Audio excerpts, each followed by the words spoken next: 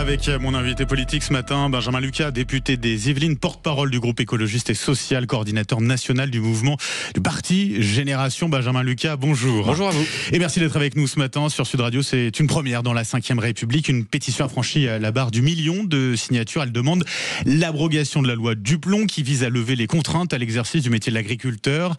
Le texte a été définitivement adopté par les parlementaires il y a 2 semaines. Il prévoit notamment la réintroduction d'un pesticide, l'acétamipride. Est-ce que vous avez signé vous-même cette pétition ? Oui, j'ai signé et je me réjouis du succès inédit historique qu'elle rencontre. Est-ce que vous demandez ce matin à Emmanuel Macron de ne pas promulguer cette loi ? Oui, ce serait le plus simple aujourd'hui que le président de la République prenne en compte finalement cette mobilisation citoyenne inédite.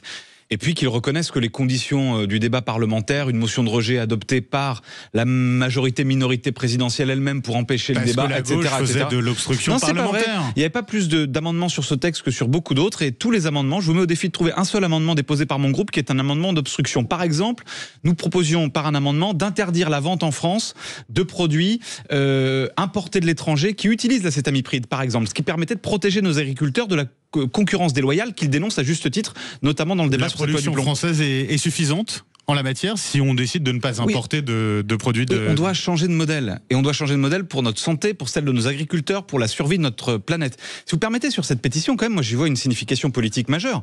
On est abreuvé, saturé d'écolo-bashing toute la journée partout, dans les médias, à l'Assemblée nationale, dans la bouche des membres du gouvernement, etc. etc. Et là, je vois plutôt de l'agri-bashing. Et là, je vois un peuple de l'écologie qui se lève et qui dit notre santé compte, notre planète compte, notre avenir compte. Moi, je m'en réjouis. Ça veut dire quelque chose. Sur les agriculteurs. Non, personne ne tape sur les agriculteurs. Nous voulons justement sortir les agriculteurs de la dépendance à un certain modèle, qui est le modèle de l'agrochimie, de l'agro-business, qui est un modèle qui frappe les petits, qui ne valorise que les grosses exploitations. Pardon, mais la FNSEA n'est pas le porte-voix de l'ensemble des agriculteurs et des paysans dans ce pays.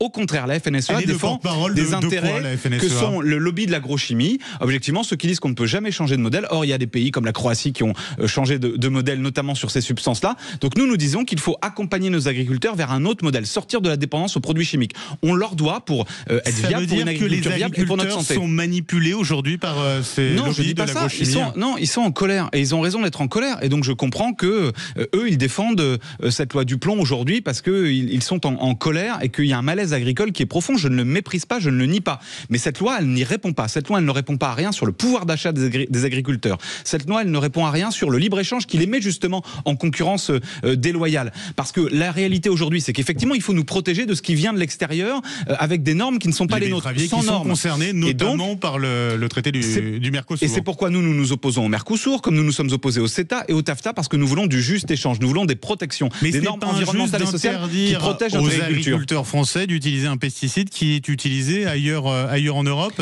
En l'occurrence, là, c'est pas interdire, c'est revenir sur une interdiction qui avait déjà été votée. C'est un recul contre nos propres agriculteurs. Non, parce que nous, justement, nous proposions dans le cadre de ce débat d'empêcher, de fermer nos frontières finalement à ces produits dangereux, toxiques, y compris quand ils sont importés. Effectivement, ça implique de mettre de la loyauté dans la concurrence à l'échelle internationale. C'est ce que nous proposons. Donc vous ne proposez pas une alternative finalement à ce pesticide, et nous proposons, concrètement à ces agriculteurs. Et nous proposons un investissement massif pour transformer notre modèle agricole, pour qu'il soit plus sain, pour qu'il soit plus respectueux de la nature, pour qu'il soit plus respectueux aussi de nos agriculteurs qui sont soumis à des cadences infernales, qui n'en peuvent plus, qui ne vivent plus de leur travail. C'est ça aujourd'hui qui devrait être l'effort sur lequel nous nous concentrerons tous. Concrètement, ce pesticide, pourquoi les betteraviers le demandent? Pourquoi ils veulent l'utiliser? Parce qu'ils veulent lutter contre le puceron vert, qui est vecteur de la jaunisse de la betterave. Ça veut dire que, cette maladie, elle peut, détruire l'ensemble d'une récolte de betteraves. Ça, il n'y aura pas de solution.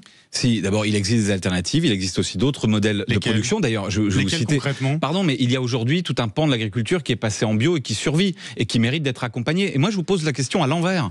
Qu'est-ce qu'on fait face au cancer pédiatrique? Qu'est-ce qu'on fait quand on a des produits qui rentrent jusque dans le cerveau des nourrissons à travers le ventre de leur mère? Est-ce que ça, c'est pas un sujet aujourd'hui de sécurité sanitaire et de santé publique majeure? Est-ce qu'on va dire pour la production, pardon, le cancer quand il arrive, il est là, et y compris nos agriculteurs, ils sont aussi concernés par ces substances chimiques qu'ils respirent tous les jours. Mais il y a une possibilité peut-être de proposer une alternative moins néfaste pour l'environnement ou pour la santé, non ?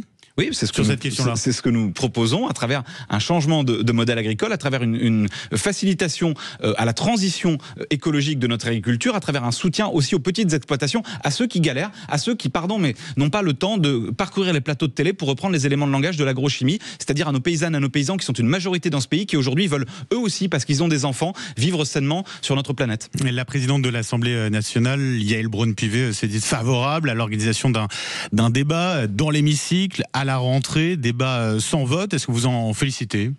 Madame Braun-Pivet, c'est Alain Delon, quoi. Parole, parole, parole. Elle nous dit en permanence, il faut reconnecter avec les citoyens, il faut ouvrir l'Assemblée nationale. Et là, elle nous dit, on va débattre, mais on peut pas revenir sur le texte qui a été voté. On peut pas changer la loi. C'est la loi. Donc c'est de l'affichage. Donc c'est de l'enfumage. Ouais. Vous demandez à changer cette loi-là ? Nous disons, soit le président de la République ne la promulgue pas, et donc on passe à autre chose et on débat effectivement des vrais sujets pour nos agriculteurs. On ne met pas de côté ce sujet, on parle de leur rémunération, on parle de la grande distribution, on parle du libre-échange et de comment on l'encadre aujourd'hui, comment on les protège. Soit effectivement, on revient à travers une deuxième lecture sur ce texte et là, on appelle chaque parlementaire à prendre en compte ce qui est aujourd'hui, mais il faut voir ce qui se passe avec le succès de cette pétition, avec un élan dans le pays pour dire notre santé compte, notre avenir compte, nos enfants comptent, notre planète compte. Est-ce qu'il faut changer la loi pour que, comme en Italie, par exemple, une pétition qui rassemble autant de signataires puisse permettre d'organiser un référendum veto? C'est ce que vous souhaitez vous-même, Benjamin Lucas? Oui, pourquoi pas. Moi, je pense qu'il faut, dans le cadre de nos réflexions sur l'avenir institutionnel de notre pays, beaucoup plus de démocratie. On voit, il y a une appétence des citoyens. Regardez, ils ont envie de donner leur avis. Déjà, il faudrait qu'on respecte l'avis des citoyens. Je prends l'exemple de la réforme des retraites, je prends l'exemple de cette pétition. Quand il y a une mobilisation aussi massive, les responsables politiques en place maintenant, avant même toute réforme de la Constitution, devraient le prendre en compte et devraient considérer qu'il ne faut pas mépriser la parole populaire et la parole citoyenne. 1 million de signataires. On est loin quand même des 50 millions d'électeurs qui vous ont élu, vous, député. Ça va continuer à monter, évidemment.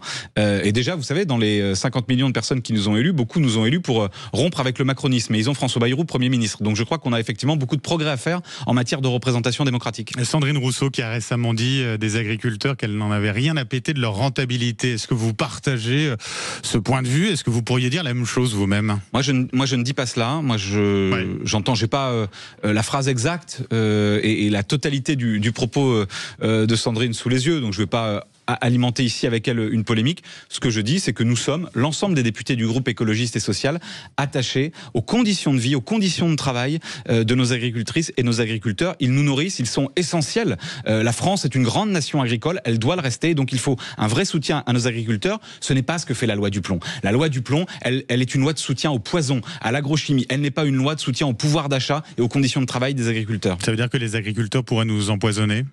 Non, pas volontairement. Ça veut dire qu'on leur fait utiliser des produits qui nous empoisonnent et qu'il y a aujourd'hui, oui, un lobby de l'agrochimie qui a, à travers la ministre de l'Agriculture, à travers les membres du gouvernement, des porte-voix très puissants. Benjamin Lucas, l'autre actualité politique, c'est le budget. Est-ce que vous voterez, quoi qu'il arrive, la censure à l'automne vous-même ?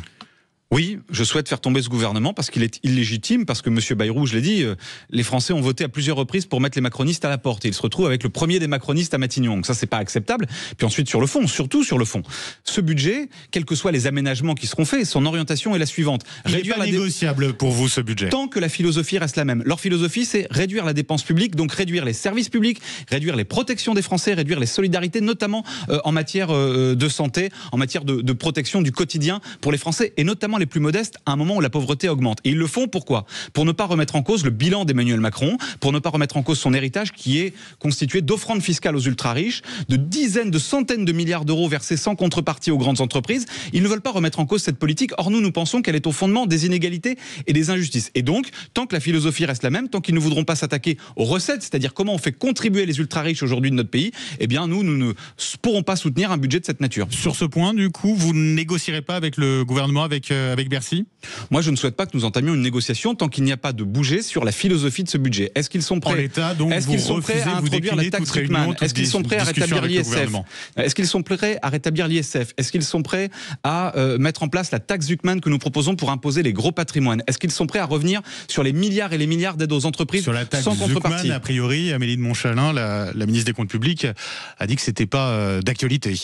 Eh bien, elle a tort, et donc voilà pourquoi je veux la censurer, parce que si on ne remet pas en cause ce totem d'immunité qui est accordé aux ultra-riches dans notre pays, aux grandes entreprises, eh bien on ne s'en sortira pas. C'est ça le sujet, c'est ça le cœur du débat. Elle dit autre chose, Amélie de Montchalin. Elle dit à propos de l'année blanche que c'est un choix clair pour protéger les Français. Ce sont ces mots. Stabiliser ne veut pas dire baisser. Est-ce que vous partagez cela? Qu'est-ce que ça vous inspire vous-même, Benjamin Lucas? Elle se moque du monde.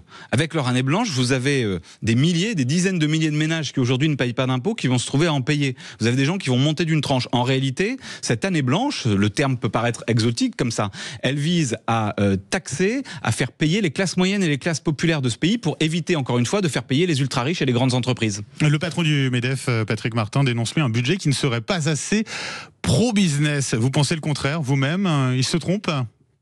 Le MEDEF est aujourd'hui l'ennemi public numéro 1 de la cohésion sociale dans ce pays. C'est une organisation séparatiste. C'est très lourd de dire ça. Oui, monsieur Martin du MEDEF nous dit tout le monde doit faire les efforts sauf les grands patrons. C'est dangereux même de dire ça. 211 milliards de dettes publiques aux entreprises sans conditionnement, sans contrepartie, le gouvernement est sans prêt contrôle. à baisser ses subventions aux entreprises contre plus de simplification. Ça va dans le bon sens, non? On va voir, mais je constate que le Premier ministre il a été très précis sur les annonces en matière de casse sociale, sur les annonces en matière de réduction de la dépense de protection des Français, et qu'il a été très flou en matière de mise à contribution des ultra-riches et de recalibrage des aides publiques aux grandes entreprises. Donc je l'affirme, je l'assume, pas un propos dangereux, le MEDEF est aujourd'hui une organisation séparatiste parce qu'une société ne tient pas debout quand les ultra-riches échappent à l'effort. Quand aujourd'hui, quand vous êtes parmi les plus riches de ce pays, vous payez en proportion de vos revenus moins d'impôts que les classes moyennes et les classes populaires. Ça, c'est du séparatisme. Ça rejoint la discussion que vous aviez tout à l'heure sur la pétition de gens qui veulent pas un Carrefour City chez eux. Vous avez aujourd'hui dans notre pays une caste d'ultra-riches qui veut continuer à vivre dans son coin, à l'écart du reste de la société et ne pas contribuer à l'effort de fraternité et de solidarité qui aujourd'hui nous permettra de tenir debout. Comme disait Éric Coquerel d'ailleurs à ce micro la semaine dernière sur Sud Radio, le vrai séparatisme en France, c'est le séparatisme des riches, n'est pas le séparatisme, on va dire, de l'islamisme. Aujourd'hui, il y a effectivement un séparatisme des ultra-riches qui veulent des écoles à part, veulent une santé à part, ne veulent pas payer leur juste part d'impôts, ne veulent plus contribuer à la solidarité nationale. Et les propos du président du MEDEF en témoignent quand il refuse la taxe Zuckman sur les gros patrimoines, quand il refuse aujourd'hui des budgets qui remettraient en cause les offrandes fiscales, le laxisme fiscal à l'égard des grandes entreprises et des ultra-riches. Entendons-nous bien, le patron du MEDEF, là, il défend pas les artisans, les PME et les TPE, parce que eux aujourd'hui auraient besoin d'un soutien beaucoup plus massif, eux auraient besoin d'investissements beaucoup plus massifs de la puissance publique. Or, l'argent public, il est capté par des grands groupes qui distribuent des dividendes à leurs actionnaires et en parallèle licencient, comme c'est le cas chez ArcelorMittal par exemple. Oui ou non, Benjamin Lucas, la suppression des 35 heures demandées à titre personnel par la porte-parole du gouvernement, Sophie Primas, c'est oui ou c'est non pour vous? Non mais ça suffit, le retour au 19e siècle, ça suffit de vouloir revenir sur des conquêtes sociales arrachées de haute lutte par les Françaises et les Français. On est plus productif qu'avant. Moi je suis pour des salariés qui sont au-delà des 35 heures. Moi je suis même pour les 32 heures, je vais vous dire. Je suis pour le partage, je suis pour les 32 heures. Je suis pour le partage du temps de travail pour qu'on travaille moins, qu'on travaille mieux, qu'on travaille tous, pour qu'on défende aussi une société du temps libre, du temps libéré, du temps pour soi, du temps pour s'engager. Il faut produire plus, c'est ce que dit François Bayrou. Mais il a tort, François Bayrou. D'abord, pardon, mais c'est pas parce qu'on va travailler plus longtemps dans le temps qu'on va produire plus. Si aujourd'hui la production elle baisse ou elle augmente, c'est en fonction des carnets de commandes, c'est en fonction de l'activité économique, c'est pas en fonction du nombre d'heures pendant lesquelles on fait travailler les gens. D'ailleurs, regardez, ces dernières décennies, le taux de productivité d'un salarié, il a explosé. Et ça profite à qui? On dit que ça profite aux salariés, on réduit le temps de travail, ce qui est mon option, ou est-ce qu'on dit que ça profite aux actionnaires qui n'ont jamais mis autant d'actions dans leur poche, autant de dividendes dans leur poche que sous Emmanuel Macron? Et la possibilité de renoncer à une 5e semaine de congé payé pour gagner plus, ça aussi c'est non. Pareil, c'est quoi l'étape d'après? On rétablit le travail des enfants, on supprime carrément les congés payés. Qu'est-ce que c'est que cette vision de la société? C'est un droit supplémentaire qu'on donne aux salariés pour améliorer leur pouvoir d'achat. Non, mais c'est pas un droit quand c'est ça où vous crevez de faim, pardon. Mais ces gens se sont présentés à nous en 2017 comme des progressistes et aujourd'hui ils nous proposent recul sur recul. Moi je vous le dis, voilà pourquoi je veux censurer, voilà pourquoi je veux construire avec mes camarades du Nouveau Front Populaire une alternative. Le débat public ne peut pas être porté uniquement sur quel recul, à quelle vitesse et sur quel secteur. Nous avons un pays qui est riche, nous avons effectivement des déficits et une dette qu'il faut résorber et qu'il faut résorber en faisant contribuer les ultra-riches, mais nous avons aujourd'hui des besoins d'investissement pour la transition écologique, pour éradiquer la pauvreté. La pauvreté n'a jamais été aussi forte ces dernières années qu'aujourd'hui.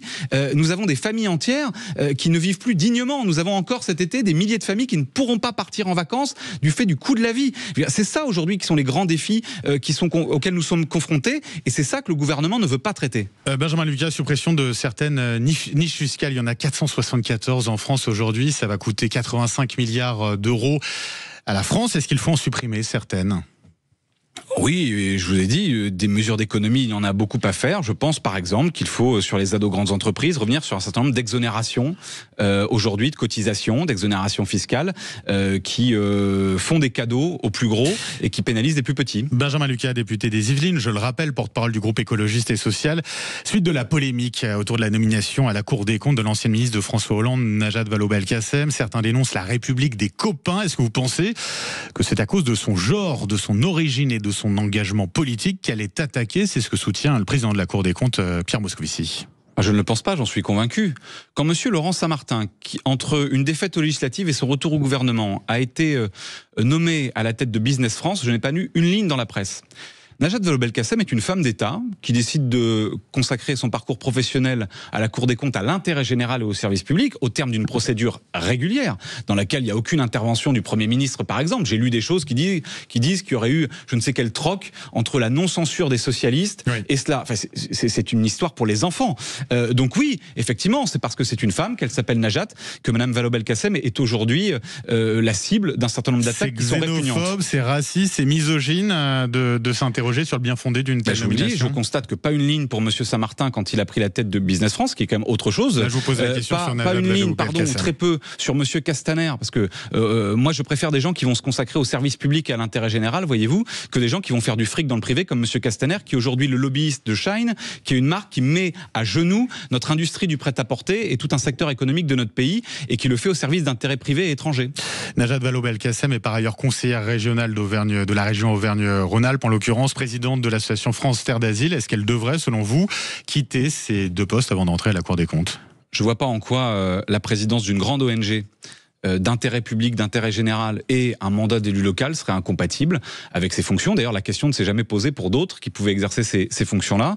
Et donc, je le dis, je trouve ce débat assez médiocre. Et quand je lis des mises en cause sur la probité ou l'honnêteté des uns ou des autres, ça me choque. Voilà. Donc, moi, je lui apporte mon soutien et le témoignage de mon amitié. Benjamin Lucas, député des Yvelines, porte-parole du groupe écologiste et social, coordinateur national du parti Génération. Merci d'avoir été avec nous ce matin sur Sud Radio et très belle journée à vous.